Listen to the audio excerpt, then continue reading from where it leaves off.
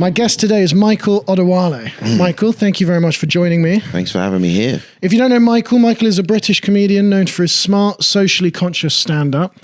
You can tell this is ChatGPT. Michael was nominated for Best Newcomer at the Edinburgh Comedy Awards, and he has an Amazon Prime special, #Black Bears Matter. You recently earned an Emmy nomination for writing on Cunk on Life, which is on Netflix, I believe. I believe it is. And you've also written for Cunk on Earth, Death to 2020, and Dreaming Whilst Black. Yeah. You may have seen Michael on Live at the Apollo, Mock the Week, and even The MASH Report. My goodness. Michael, I'm thank blushing. you very much for joining. I'm blushing, man, my bio. You've just come back from the US. I was in LA.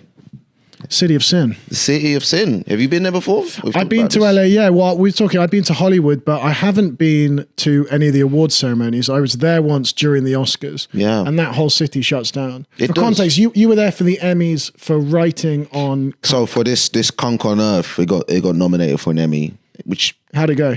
took me by surprise. I wasn't expecting for us to be Emmy nominated. We went out there. Ceremony, it's long.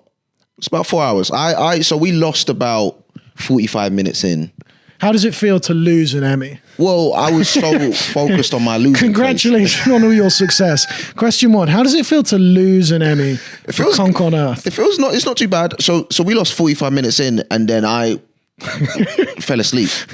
That sounds like a football thing. Yeah. We were 4-0 down at the break, and then you had to go back out for the But it's the second thing, you half. can't turn it around. Once you've lost You're fucked. on one nomination, you just kind of have to accept defeat. So about an hour in, I kind of will start dozing off. Yeah. Because you're just watching SNL kind of win everything. And then they didn't hire me for the writing. So me and SNL, we're ops now. Did you just get your SNL rejection? Yeah, I got my I got SNL. mine last week as well. Did you as well? Yeah, but I didn't want them, so it's You fine. did, yeah. Fuck. I've always said that.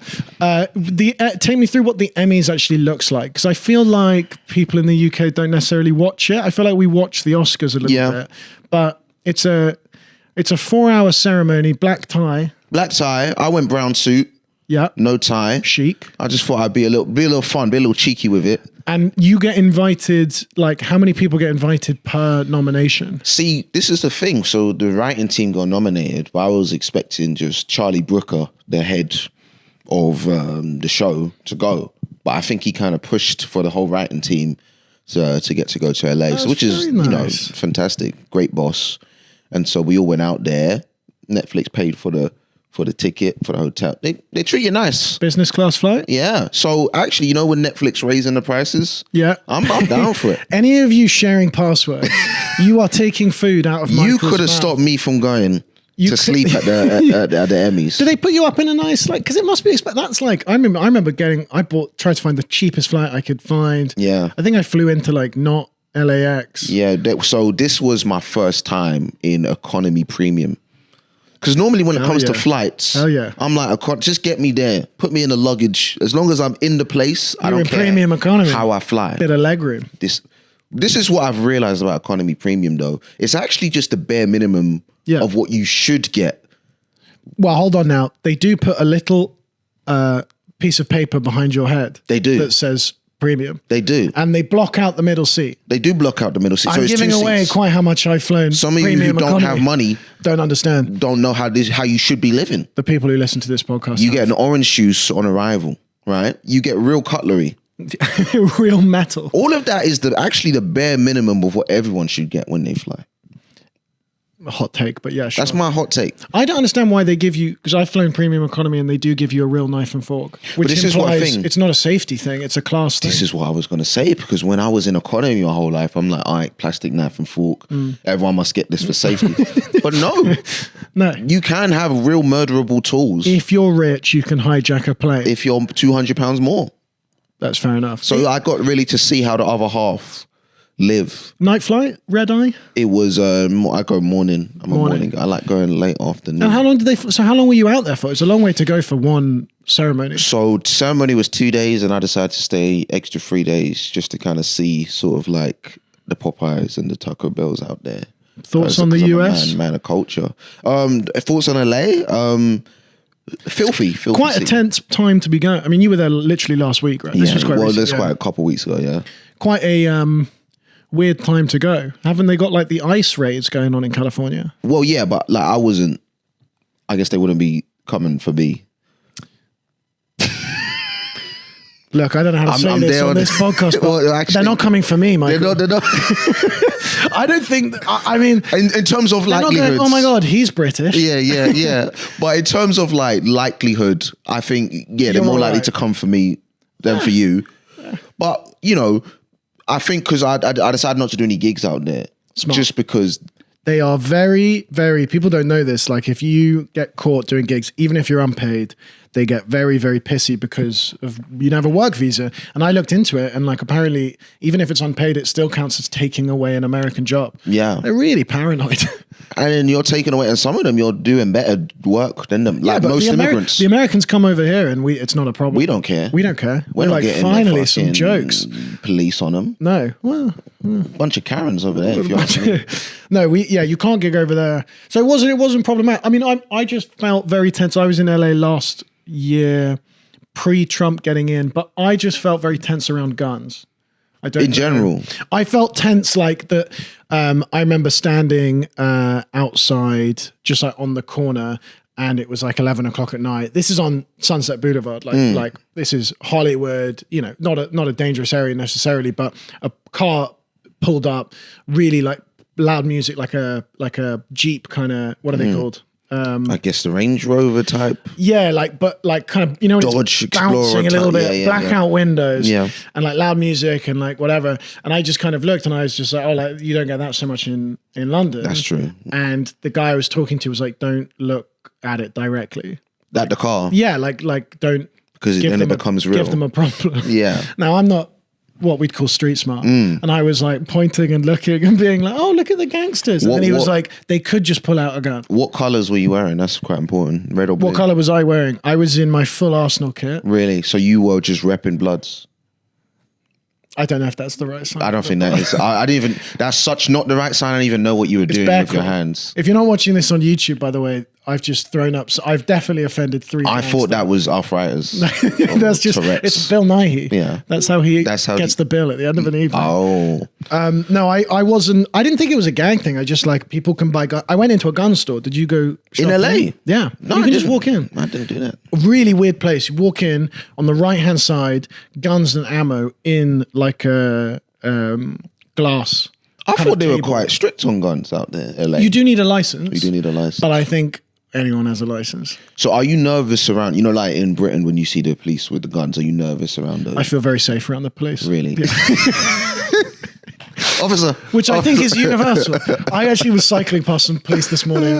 Because when you cycle past like HMP Pentonville or whatever it is. Yeah. And you salute them, you stop. I tell you what, I am aware that the police are doing bad things, but and I'd like to start with that. I'd like to start with that. The police aren't everyone's cup of tea. No. However, whenever I see a police officer like at the airport, you know, they've got guns at the airport. If I see someone with a gun, I suddenly fall into line real quick. Are you can I take a picture with a hat type? No. I'm looking at them as if to say, I see you. You stand up straighter. And you matter. Really? And I respect your authority. I don't go past and like kind of sneer. I sort of see them and I go, if shit goes down. Because if anyone needs to know they matter, it's the police. It's the police and me. Yeah. I've actually been saying that for years. Yeah, police matters. Alfie matters. But do you ever sometimes I get intrusive thoughts. You think grab the gun? Yeah, I do. Yeah. Obviously, I know that would end in... You in LA must have been mental. Just everyone walking past. Just, you know, you get a bit twitchy hand. You go, I could grab the gun. Do you never just get what would happen? Obviously, I know what would happen is murder, face on a t-shirt, go fund me. But I'm just sometimes I think curious. If I grabbed it, they'd go, God, he's a real, that boy's got initiative. Yeah. Go on, here you go. They chuck it at me. Now you're the commissioner. Yeah. Well, look, people think I'm posh, so I didn't grow up around guns, but shooting is a very popular sport What was where a clay? I'm from. Yeah. You know how to hit a clay pigeon. I saw in Soho, they've just, and this is going to be the least relatable thing we've ever said on the pod, but my audience will like this. I saw in Soho, they've just opened up virtual reality, clay pigeon shooting, immersive experience. I've not seen that. That's not reached my feed. That's weird, actually. Yeah. I keep getting hit by the ads. What's funny about that is that clay pigeon shooting is already an alternate reality for real For most people. pigeons. Yeah. Oh, for most pigeons. Yeah. As in, like, clay pigeon shooting is fake pigeon shooting, so you're not shooting real pigeons. Yeah. VR clay pigeon shootings, It's a bit nuts. it's a bit, just do VR human shootings or like something Yeah. more interesting. I feel bad for the pigeons because they're not, I guess they're not biologically prepared to be shot out of the sky. You know, they're probably prepared for most dangers. Yeah, I think they're less prepared to be shot on the floor around London. No, I just saw it and I was like, why are we making a virtual reality experience for something that is already Yeah. a replica of a real experience? Oh. Who goes, I'd love to go clay pigeon shooting, but I'm ethically against the clay. So I have to go to the virtual reality clay pigeon shoot.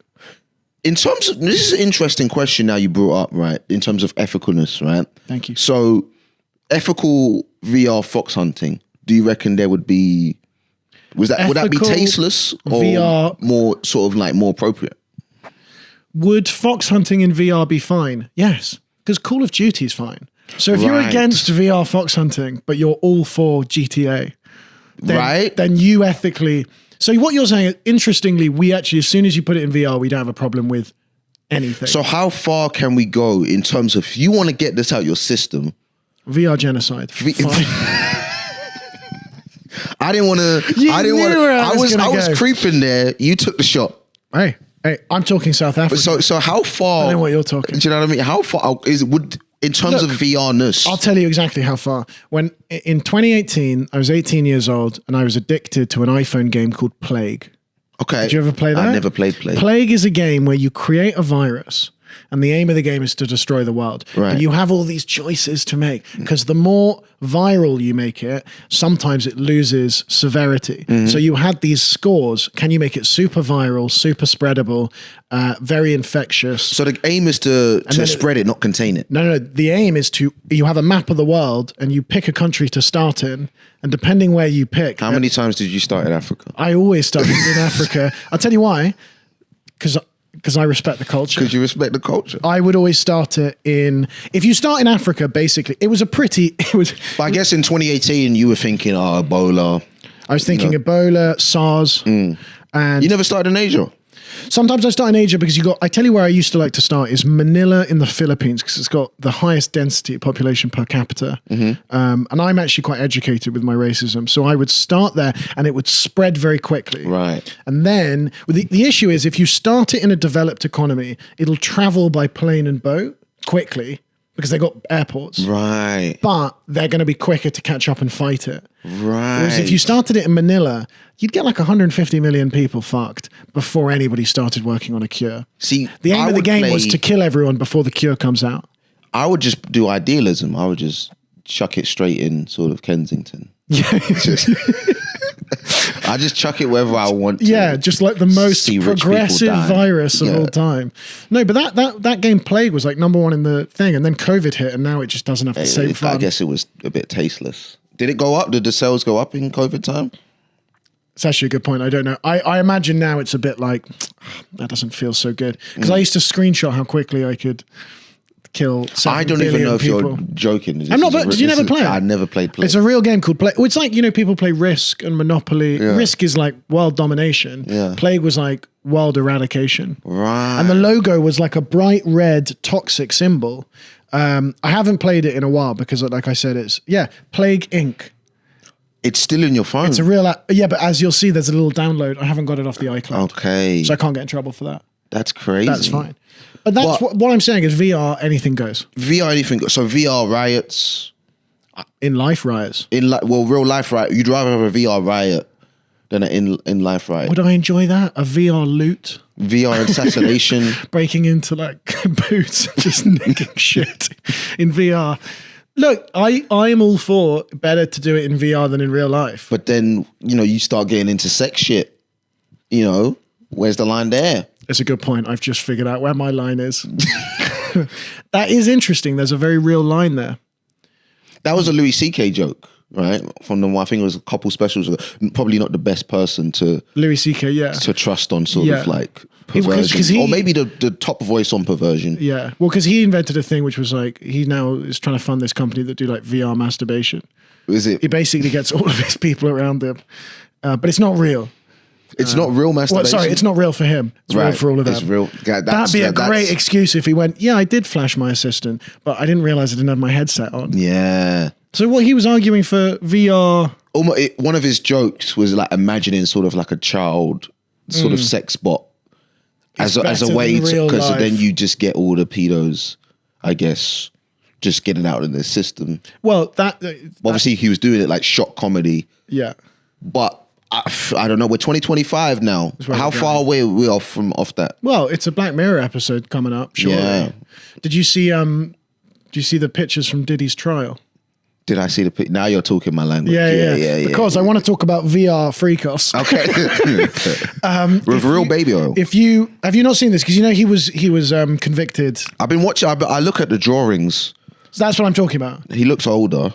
If you're not on YouTube, or even if you are on YouTube, I'm not going to overlay them. So go on your phone and look up the Diddy Courtroom sketches. Yeah.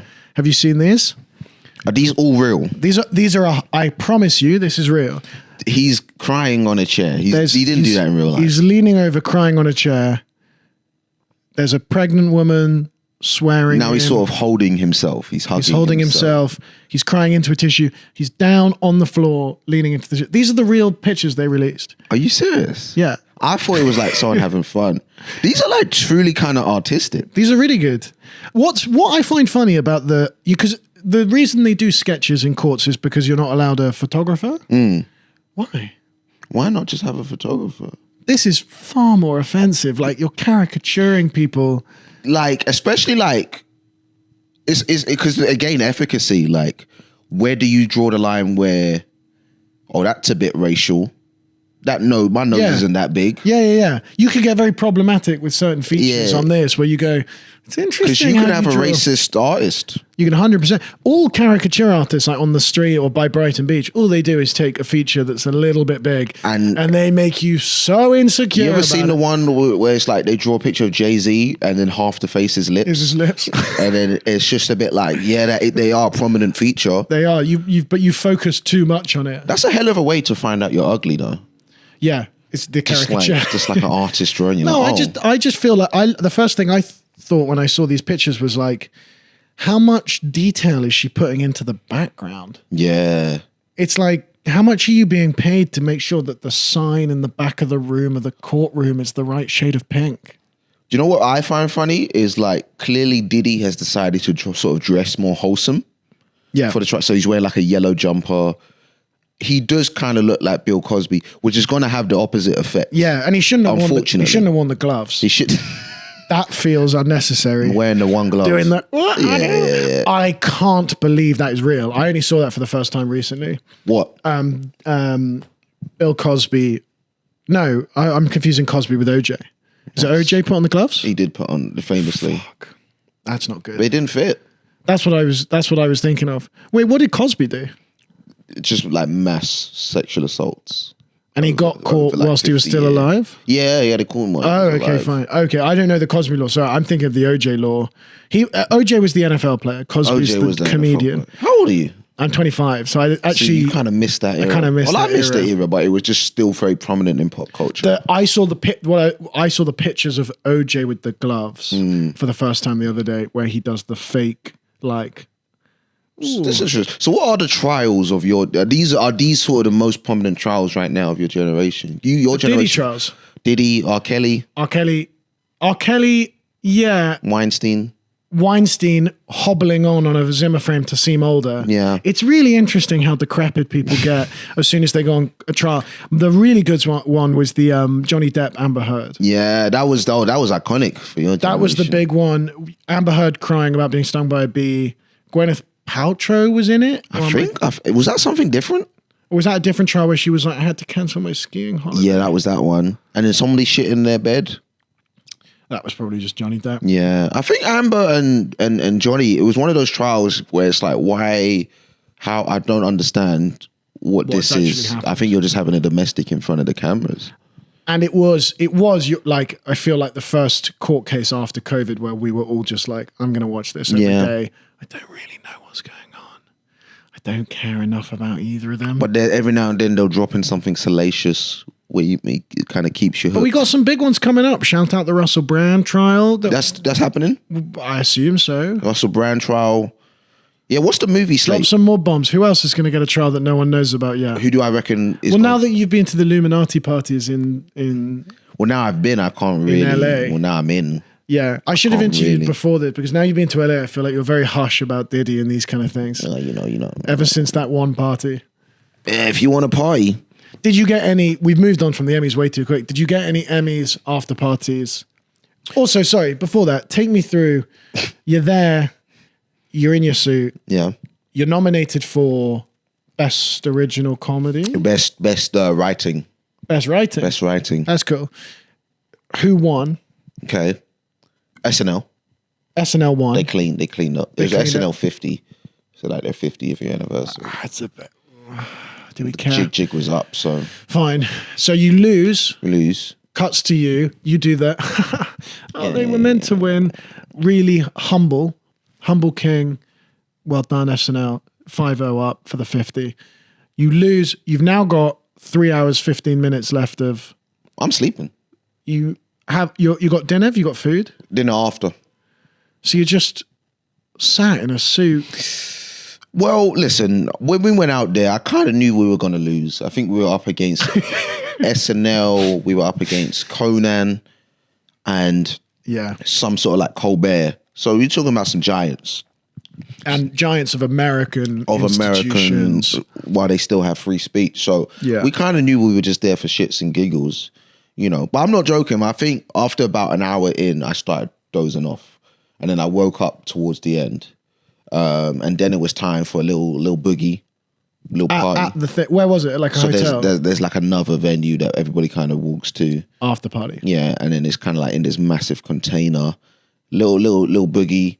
Little snacky bites, and then that's nibbly bits, yeah, picky bits, yeah. But then this is what you realize. It made me philosophical. You know, you don't do it for the awards, Alfie. Don't go chasing them awards. Fuck. You do it for the family. You do it for the love.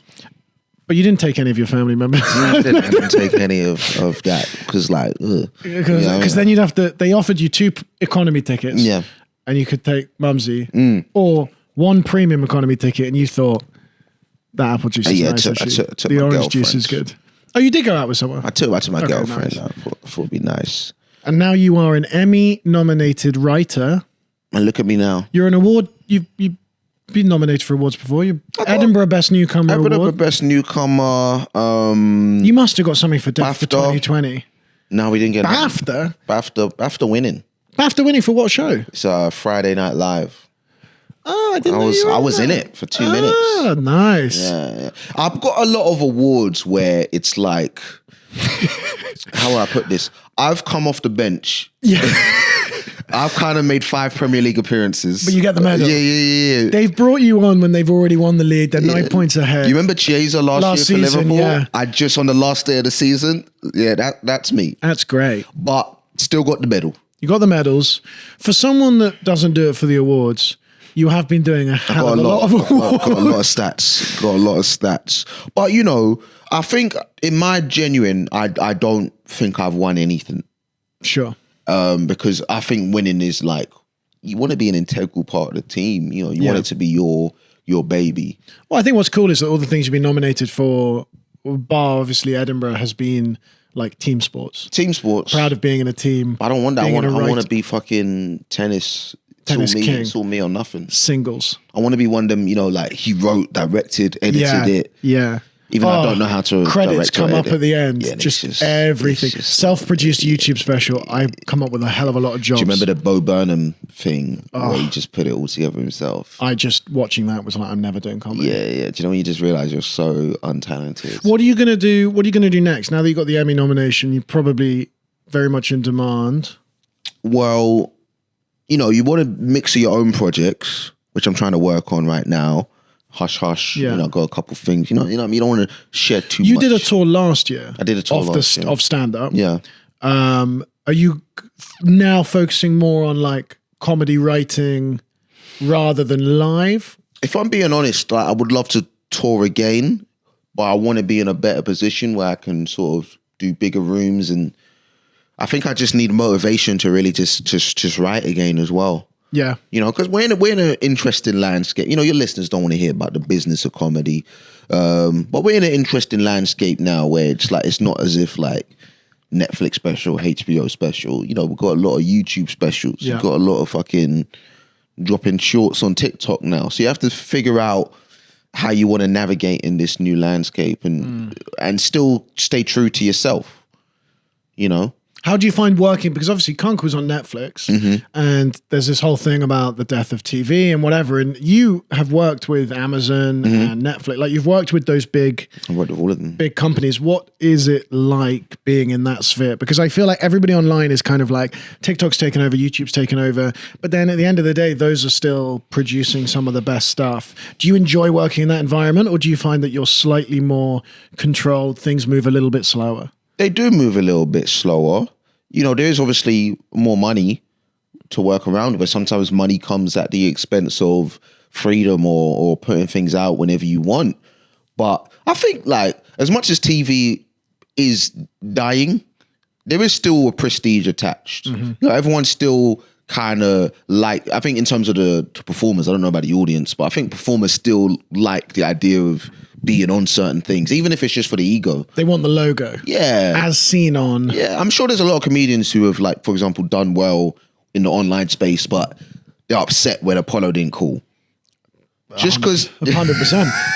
I was livid. Just because, like, even if you know Apollo's not going to change your life the way it did 20 years ago, that thing of validity... It's such a flex for you to shout out comedians that aren't getting Apollo when we both know that you got Apollo. Oh, I completely forgot. We forgot about Live at the Apollo.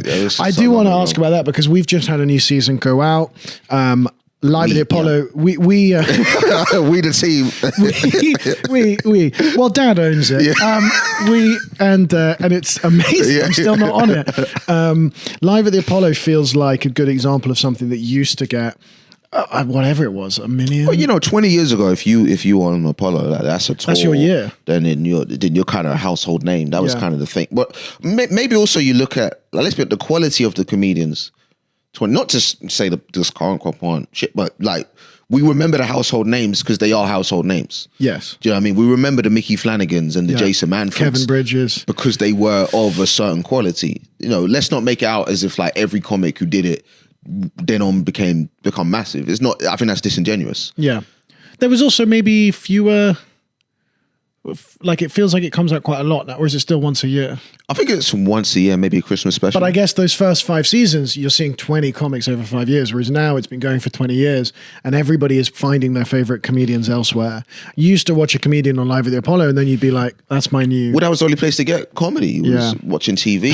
That and the radio. That and the fucking radio. So now I think it is more democratic. Yeah. What's going on now in terms of anybody, any age as well, can get a shot. Well, you know, it's not as if, oh, you're too young and you have to wait your turn. Yeah, absolutely. Or it's not that you're too old, you've missed your shot. You know, if you can figure out socials and you hit the right things for the right people, you can find your people. I think that's a better space. What was your experience like with Live at the Apollo? Like, how does that come about? And like, what is it actually like on the day? What's it like to, because they have that, you have that crazy smoke and you do a 10-minute set? You do a 20. You do a 20. You do a 20. And then they must truncate it into like 7 for TV or whatever it is. About 12. Okay. About 7 to 12. But I think probably the worst thing about Apollo is the waiting. You know, Are you waiting backstage in that massive... Well, just mean all day. You're waiting like 10 a.m. You get there like 10 a.m. You know, they feed you nice to get you some Nando's, whatever you want. You might do a little sound check. And then show don't start till maybe 7. So it is just a lot of time in your head being like, do I know how to do what I've been doing my whole life? And then, so for example, like the worst part is probably when it's, all right, get into place. So you stand behind the thing. Yeah. And then the screen comes up and then there's the smoke. And then you're like, oh shit, I haven't thought about my walkout. Yeah. Do you know what I mean? And then he's like a darts player. Yeah. Like, I think I went for the Obama wave where I was just like, thank you. Okay. You know what I mean? Thank you very much. Okay. And then you don't want it to look like another kind of wave. Salute. Do you know what I mean? Yeah. So the Romani. But then I think the first 2 minutes, I was nervous. because you are. 100%. What's that crowd like as well? Well, I'm not going to name names, but there was a bomb on the one I went to, on the one I was in. Sure. There was someone, I guess, I was like, I don't think they did that well. And so then you're starting thinking, is that for everybody? Yeah. And then I go in, and then it's like any gig you're nervous about. You want to get that first laugh, and you want to get it out as soon as possible. But then there's the risk of speaking too quickly, stumbling over your line, whatever. But I got that first laugh, and then I think about 2 minutes in, I was like, oh, this is just a gig. Do you know what I mean? And then you just start enjoying yourself, and I think the audience start giving you more, and you start flexing a bit. You know what I mean? You relax into it. But it's still one of those things where it's like you're enjoying it, but you also can't wait for it to be over. Yeah. Because you don't want to fuck anything Did it up. go very, very quickly? It did go quickly. Did you feel like you were waiting all day and then it's over in a second? And then how did you feel afterwards? Is there a sense of relief, or is it like a little bit anticlimactic? Do you know, it's weird. I know I'd done well, but it was still felt a bit like almost like a delayed sense of like achievement. It was like, I did it. It's over. And then but I think I just went straight to bed. I went home and went straight to bed. Sleeping is a big part. Line bike home. Yeah. Just straight on the thing. Oh, I did open. It must feel better, weirdly, when you find out you're going to be on it. That's when you get the validation. Mostly you've been picked. I think because as well, like when the check clears. When the check clears, when you're going up for it, most likely, like for example, I was close the year before and I didn't get it, and then I got it this year. So it's kind of like, validation. I got it. But a gig that you do when you know the guy is coming to watch is more nervous than the Apollo gig. So they send a Live at the Apollo kind of scout to one of your shows. Sort of like the head booker, I think he just kind of... In my mind, that's like an old American guy in a suit with glasses and a cigarette, and he sits in the corner. You got talent, kid. You're going to be all right. You're going to be... you're going to be all right. Come here. Brings you in. Get a bit lower. I want those like collars that goes really wide. Yeah. Lapels, whatever they're called. He's got a bad fake tan. Or is it just like some 28-year-old bloke with a backpack? It's actually an older guy. It's the guy who books it. He is still the one that goes out and watches. Cool. Creds to him. And so when I found out maybe like August, and so I was doing it in September, and then it's just about trying to get the right set. It's almost like you want the set that, do you know, it's like when it's almost like a musician, right? Do you just go for the big hits, or do you go for a set which kind of shows off sort of the evolution of your band, which is going to include some deep cuts? Yeah. It's not going to be for everyone in the room. Yeah.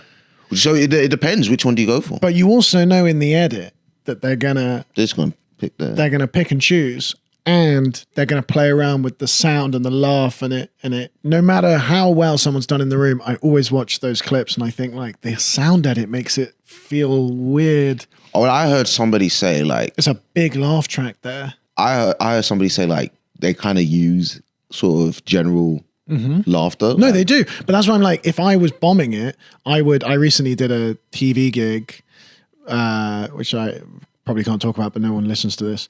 And I was like, I don't know if this is going that well, but if I hold the pauses and smile, they're going to edit in enough laughter. You're killing it. I'll be fine. But then sometimes you'll think, did that person get my laugh? That sounded like my laugh. I was there. That was my laugh. Yeah. That was my applause. That was my heckle. Yeah. Yeah, that's nice. Yeah, well, yeah, if you pause for a really long time, you force them to edit in an applause. Well, that's just good TV. Like, that's just clever. I mean, that's just good professionalism to kind of just look like you know what you're doing. Yeah. No. Did you feel like Live at the Apollo was going to change your life more than it did? No. I think even by then, 2 years ago, everyone kind of was aware that it was like you do it for the clips. You know, it is more like a tick. Do you know what I mean? Because like I was saying about, you know, it is more for the ego, for the validation of a show that we all watched when we were younger. Yeah, of course. But did it annoy you that like when you were growing up watching it, same as me, you watch these guys and girls, but usually guys, let's be honest, on Live at the Apollo, and then they were household names and they could sell a tour. And I can imagine that even if you know that, when you get the call, there must still be a part of you that goes, this is my big break. And then you know logically when it happens, it's not going to sell out the Apollo. I mean, the clips could do well, and I'm sure it did help with recognition a little bit. I think you adapt to well, at least me, you adapt to the landscape that you're in. You know, I don't sort of... There's no point me being like, if only it was 20 years ago. You don't begrudge it. Nah. If it was like a year out of You'd be being a pissed. game changer. You'd be like, if we're talking like 15 years, I can't be like, oh, shucks. Shucks. Do you know what I mean? Who'd have thought? Yeah. Yeah. Is there anything in your, do you feel of all of those things? I mean, you've won all those awards. I know writing is different, but the Edinburgh Comedy Award, Edinburgh Fringe, which is sort of, I feel like people now all know about because of Baby Reindeer, weirdly. Yeah. But the Edinburgh Fringe Award is a big deal. But again, like Live at the Apollo, it's a decreasingly big deal. Yeah, no, I think it still has some motion, the Edinburgh. But I think when I got nominated, it was like 2019. And again, a lot of these things is for me, it's personal validation. It's a sense of like, oh, okay, like people like an hour. I've seen people like 20s, but I think maybe to see an industry's, support for an hour is a bit different. It's nicer. But also maybe, so much of it, you don't know how much is industry politics as well. So I always say like the validation has to be coming from you. But I know so many people are like, yeah, you say that, but I haven't got an agent or this person's not. And then to that, I say, yeah, I actually haven't got an answer for that. To be fair. Yeah, it's easy to say with the BAFTA nomination in the background. You do need some industry validation. Well, I like it. It's a bit like when everybody that's successful tells you not to chase success, which is really fun. Yeah, isn't it's like how rich people are like, money's not gonna make you happy. And you go, well, then give some of it away. Yeah, it's like when you just ate, you know what I mean? Like this food, don't even worry about it. It can actually make you feel quite sick. Yeah, I'm quite bloated. I'm quite bloated. I'm jealous of you. You're so gaunt, skinny. I like it when every Netflix documentary, like there's a Charlie Sheen one, I haven't seen it, but I just always imagine it's him just gonna come on screen and a bit like the Robbie Williams one, he's in his pants. Yeah. And he goes, I was fucking 6 models a day and doing a kilo of cocaine. There's no way to live. Nah. And you just go, well, can I don't need 6. I don't need 6. Can I have 2? I don't need a kilo. Give me half. Give 1 me gallon a gram. I'd like a taste. Yeah, look, let me give you a crumb. They go, look, and they always find some normal guy on set. They start talking to the guy behind the camera. They go, you got a good girl, you got a good flat. You protect your. It's pretty scary up here. Yeah. It's lonely on stage in front of 60,000 people. £300,000 in your account. It's lonely in Riyadh. Yeah. Would you have done Riyadh? I actually offered to go for free. I offered to pay them 350 grand. Yeah. I've been thinking about this a lot. I don't really know. I kind of get both sides of the coin. I keep getting like different opinions on it. My immediate thought was like, no, if I didn't need the money, if I was that successful. But then again, I would, if I got offered a private gig, like if I could tour. I saw someone talking about their tour in Dubai recently, and I was like, if I'm going to Dubai, I mean, I know it's not exactly the same thing. Might as well. Would you gig in the Middle East, in Saudi? I would gig in the Middle East. I think my opposition would be gigging for a government. That's where I'm like, I think if it was a private gig in Saudi, because that's what Andrew Schultz go to Riyadh to do a tour show. There's always been gigs in Saudi. Yeah. Like private bookers and people. Yeah. So that's never really been an issue. I think when you're like part of a clear government sort of comedy washing. Yes, maybe a bit more. Also, like, I just don't associate like Saudi having a rich history of like love of Western comedy. So why all of a sudden is the government funding this? It must be some. Yeah, it's not a cultural thing. Like everybody's been watching Friends for years, and finally the American comics are coming over. Yes. How much would it have to be? What number to make you think about it? To me, to want to go to Saudi, now the recent hour. They say, can you dust off the recent hour? Get a couple whips in. I mean, listen, if you offered me 25K, I think You'd think. I'd think about it, but I would still, I think I would still turn it down. Just because I don't think all money is good money, and you might be then limiting yourself in the future. 100%. Because you lose your audience. You lose your audience and you lose your ability to maybe talk about certain topics and be taken not seriously because we're doing comedy, but in terms of people like Bill Burr now, whenever he's going to try and do a billionaire bit, it was like, get out of here, man. He's going to have a really good way around this. Like weirdly, the people like, Jimmy Carr can do it. Because Jimmy Carr's never stood on anything. No, but he's going to come back and he's going to make jokes about, obviously, it's like Tim Dillon was like, well, obviously I did it. And everyone's like, yeah, fair enough, actually. Yeah, because there's some comics like Kevin Hart never talked about anything political to my knowledge. Are you disappointed by people like Dave Chappelle? I mean, I don't know. I guess, Dave could say he's a Muslim. It's a Muslim country. But probably still, yeah, I guess in terms of like someone who talks about morality a lot, somebody who bangs on about free speech a lot. It's a hard sell. It's a harder sell. And also because I feel like if you were to ask them why'd you go, they wouldn't say money. They would say like, oh man, it's an opportunity to spread. And it's like, it's just not true. The only thing I would say is everybody was like, oh my God, they're not allowed to talk about the royal family, the Kingdom of Saudi Arabia, or the Muslim religion. And I was like, I don't have a lot of that in my act anyway. I'm sure like anyone's strong 20. Shit, I can't go because I've got 40 minutes on the Kingdom of Saudi Arabia that I've been trying out around the home counties here. But I understand the argument in terms of like Western judgment. It don't hit the same no more. Like it doesn't hit the same, but all those people going like, oh, I hate the people that are like, I'm not going to go, but I'm just going to do gigs here in the US, which is faultless. And they're being like all sassy about it. And I'm like, yes, the US is bad, but that isn't. It's disingenuous to It's make not it the seem. point. I had, if you have issues with Riyadh, you probably also have issues with Tony Hinchcliffe doing Trump's inauguration. I didn't even know. Oh, yeah.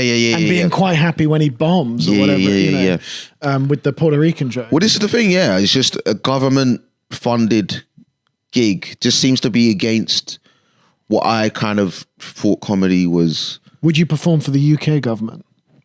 Keir Starmer's birthday party. He's gone, I like that, Michael. I don't think I'm the booking for that one. He goes, who wrote Cunk? Can we get one of the not Cunk herself, but can we get one of the Cunk writers? That might be a bit of a dry gig. Preferably someone that's done live at the Apollo. Is BBC count? It's kind of independent, isn't it? So Cunk is. Well, no, in terms of like doing work for the BBC. Like, if you work for the BBC, you work for the government. You're a puppet. I'm a shill for the men at the top. A shill or a shrill? David Cameron and his Eton gang. David Cameron, my boys, my lads. Shout out, David. My goodness. Maybe, I don't know. Maybe not. Would you do one for the Royal Would you do the Royal Variety Show? No. In the Royal Albert That doesn't look like... Well, for me as well, it's just about... Does it sound fun? Yeah. I don't want to do things that are not fun. I don't even do a lot of corporates. And they pay a lot. I'm like, it doesn't sound fun. What's the worst corporate you've done? Well, I did one for some Nigerian lawyers.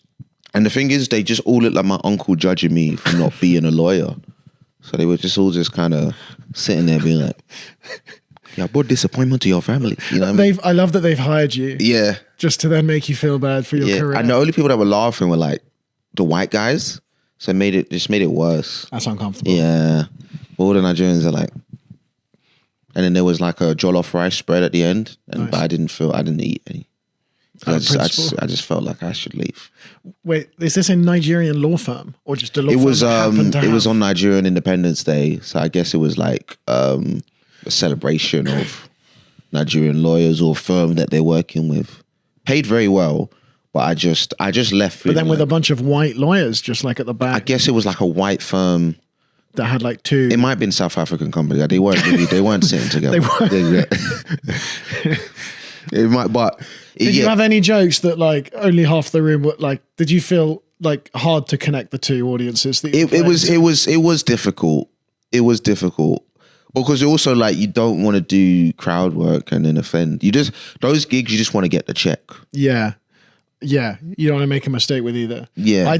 My best friend got married and he's Nigerian. He was marrying an English Cypriot girl, so it was like a half English, half Nigerian wedding, and I did the best man speech. Did you really? And I was like, I don't know which side of the room to play to. Did you do much interracial stuff? Yeah. Just heavily. I opened up and I was like, I did a song. Yeah. I didn't need to do blackface. That was too far. But the rest half. No, I said, because I thought in respect, because the Greek culture, I did a Greek accent, then a Nigerian accent. No, it went very badly. Really? No, it was good. But it was also it was a religious wedding. So you're also playing on like the religious side of things, not wanting to offend anyone, but also not wanting to like kind of pander to the religion. How would you pander? God bless. Yeah. Just my man Jesus. God bless. I did do this a lot. No, I opened. Yeah, no, it was good. I got some jokes that landed, but you know, that's a difficult room. I did a Muslim gig recently. Actually, it was like Muslim Gen Z, and Cool. I started talking about smoking weed, and they started booing me because it's not on their deen. They're quite on their deen. The audience. What's on their deen? Do you know what deen is? It's like it's sort of like religious sort of. Haram.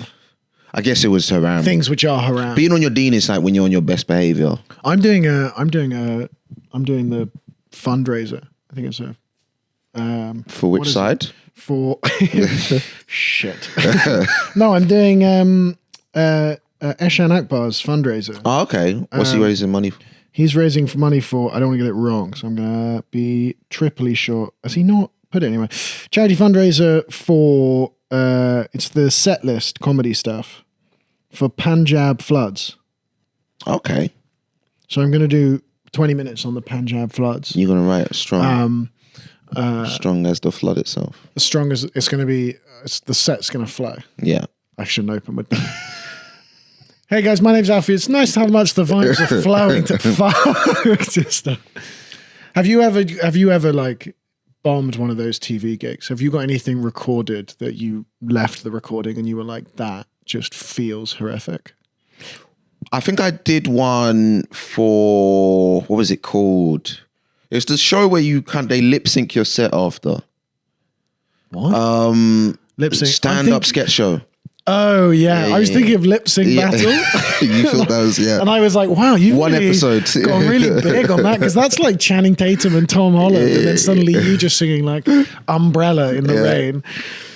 Stand-up sketch show. I did stand-up sketch show, and I just, I think I really bombed it because I was overthinking it, because they want you to do your set in almost third person. So when they film the sketch part, they can cut between the sketch and the live stand-up. Yeah. But they kind of told me like 5 minutes before, make sure when you're speaking, everything is third person. Yeah. So then I'm on stage and I'm like, wait, who's who again? And so that's really hard. And I just I bombed it. Like, but no one really cares, because no one cares about the room. No, they can't, because it's just the room. How many people are even in the room? It's like 100. But I'm like I'm a professional. I'm used to performing for the room. Yeah. So there were some people there, they would just stop and start and happily, but I'm not, because I'm just such a lover of the people. Of the art and the I was awards. trying to give the crowd a good audience and give the camera people what they wanted. And I think I just bombed that. But it was so irrelevant.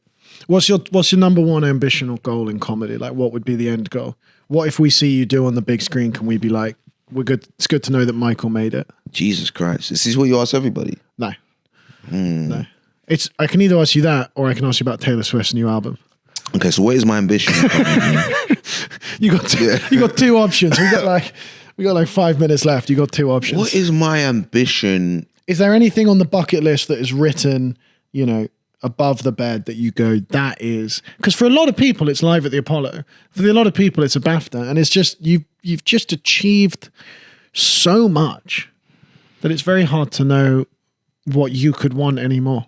I think I've always wanted to be prolific. So maybe just having, up to like 10 bodies of work.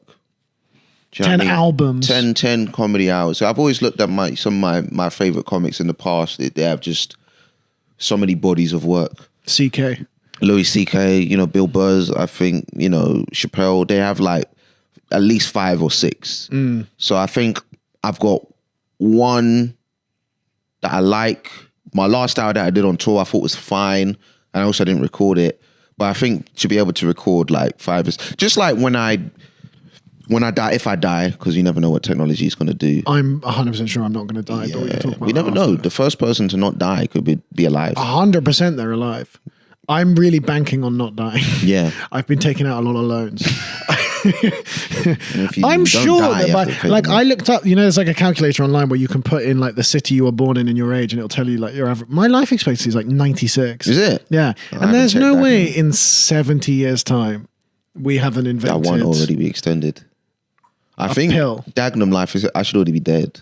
Yeah, you're living on borrowed time. I'm the oldest man in Dagenham. How old are you? I'm 30. Jesus. I'm like, yeah. But I think like I want to look back and just see like a few bodies of work in stand-up, maybe in writing. Yeah. Just things I can look back and man, I left a mark in British comedy, maybe even just in like comedy in general. I just want to like look back and say like, oh, I was here. Michael was here. And you can see an evolution. Yeah, that's the thing as well, just to see an evolution in sort of like almost every hour being a chapter of your life. Yeah. So I think I look at it like that, and that kind of motivates me to keep working. And in terms of how those body of works hit, and you know what their influence is, it's almost like it's none of my business because I can't control that. I can only control my output. So, you know, and also I just look at like, I think I compare comedy to music a lot. I think just like being a hip hop fan and just seeing all my favorite rappers and seeing how they've developed over time. You see like Tyler the Creator's evolution, for example, from the first albums to now, or like Jay-Z, Kendrick. You know, they've also, you can see how they've evolved and how they've got better, what new tricks they've added, what new sounds they've added. And I think that inspires me to just kind of find ways to keep evolving and keep making this thing interesting for myself. But in terms of stats, I can't control the stats, man. One Emmy. Do you know what I mean? Just one Emmy win Emmy one nom. day. It's more than most, man. So I'll take it. Well, I think that's a pretty good place to end. I mean, unless you have any thoughts on Taylor Swift's new album. Do you know, I've not heard it. Speaking of incredible bodies of work. Oh my gosh. Multiple albums. 12. Arena, 12. And she keeps selling more. Someone said it was written by ChatGPT, this most recent one. Some of the reckon? lyrics are a bit... I've heard she wrote a diss track to Charlie XCX. That I do know about. Is that white woman Kendrick Drake? Yeah, I can explain Charlie Taylor, and then maybe you can explain Kendrick Drake to me. Charlie Taylor is all about... Charlie XCX married the drummer in Matt Healy's band. Okay. The 1975, whatever they're called. Matt Healy and Taylor used to date, so they have beef. There's a little bit. And Charlie just got married to the drummer and Matt Healy was there. And Charlie released a song last year being like, you're only pissy because I'm hanging out with the band or whatever. I didn't listen to the album either. Taylor's responded at being like, yeah, you chat shit when you're coked up. I don't think she used those exact words, because if she did, she changed her tune. But it was kind of like, you get emboldened when you're... So the diss was you party too much and you take coke? It's not a diss. That's a flex. Well, I love it if Taylor just come out and in the middle of a song just went, you chat shit when you're coked up. But I think she said something along the lines of, you're very emboldened when you're on the snow. That's a big white woman. Emboldened. Yeah. And she also has an entire song just about Travis Kelce, her husband's and her sex life. So you listened to the album? I've watched a few Instagram things about it. Is this performative male, what they say? If you've listened to the... Okay, get the Play-Doh out and explain that then. So we're going to end on this. Let's end on this. So I use Play-Doh on the train now instead of using my phone. If you're not watching this, you're listening to it. Michael, Emmy-nominated, BAFTA-winning comedian, has a small pot of Play-Doh. So what I do, instead of reading Bell Hooks All About Love, I just kind of form it into clay. Okay. So this right here, because performative male, you need to evolve. Reading books on the train, everyone knows what you're doing. I don't think this is performative male. You don't think? You think this is autism? I think this is giving something much more special. Yeah.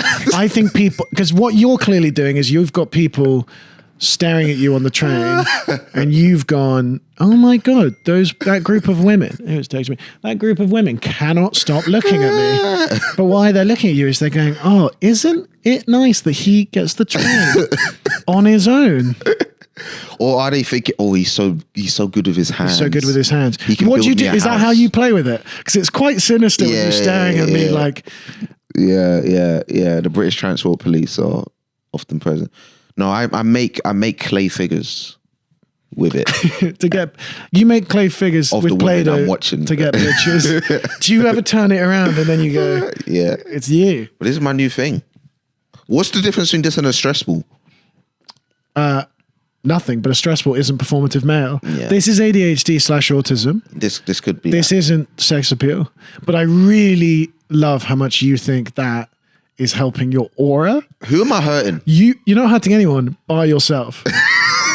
if you flying back from losing an Emmy and I took a video of you playing with Play-Doh on the flight, it would go in like a TikTok compilation of like moments where people lost aura. No, but like this like Zero. It depends aura. how you're doing it. This is the equivalent of making Lego on the train. Nano blocks. Also, I think people would respond well to that. They wouldn't. No. Because then people are like, oh, let me get a piece. No, you need like a little book of European philosophy in the back pocket. They know what you're doing. I wear Billie Eilish merch when I gig.